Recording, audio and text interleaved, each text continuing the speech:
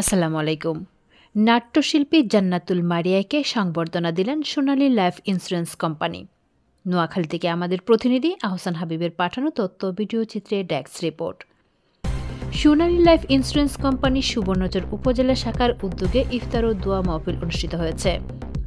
22 March শনিবার বিকেলে কোম্পানির অফিস কক্ষে শাখা ম্যানেজার আলী হোসেন শাহিনের সঞ্চালনায় অ্যাডভোকেট জসিম উদ্দিনের সভাপতিত্বে অনুষ্ঠানে সুবর্ণ নাট্যদলের আলোচিত শিশুশিল্পী জান্নাতুল মারিয়াকে ফুলের শুভেচ্ছা ও সংবর্ধনা দেওয়া হয়।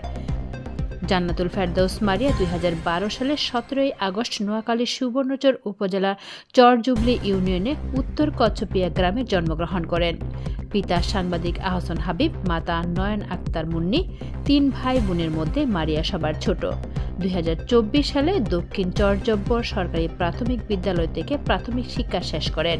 বর্তমানে জুবলি হাবিবুল্লাহ মিয়া হাট উচ্চ বিদ্যালয়ের 6ষ্ঠ শ্রেণীতে অধ্যয়নরত। জান্নাতুল ফেরদৌস মারিয়া 2024 সালে সুবর্ণচর নাট্যদলে যোগদান করে নির্মাতা জিসান রহমান পরিচালিত শিক্ষা শিরোনামে নাটকে শিশুশিল্পী হিসেবে অভিনয় শুরু করেন।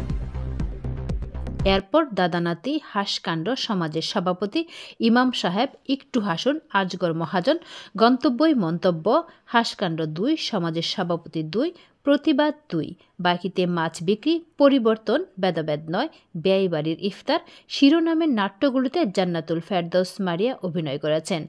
সে ভালো অভিনয়ের মধ্য দিয়ে নিজের স্বপ্ন পূরণের জন্য সকলের কাছে দোয়া কামনা করেন।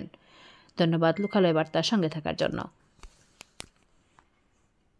আমি কৃতজ্ঞতা প্রকাশ করছি সোনালী লাইফ ইন্স্যুরেন্সের কর্মকর্তাদের প্রতি আজ আমাকে এখানে কিছু কথা বলার সুযোগ দেওয়ার জন্য। আমি বিশেষ করে কৃতজ্ঞতা প্রকাশ করছি আমার পিতা সাংবাদিক আহসান হাবিব ও সুবর্ণ নাট্যদল পরিচালক জিসান রহমানের প্রতি। এই দুজন ব্যক্তির চেষ্টায় আজ আমি আপনাদের কাছে কিছুটা পরিচিত হব। আমার স্বপ্ন, আমি দেশের সেরা অভিনয় শিল্পী হতে চাই। সবার কাছে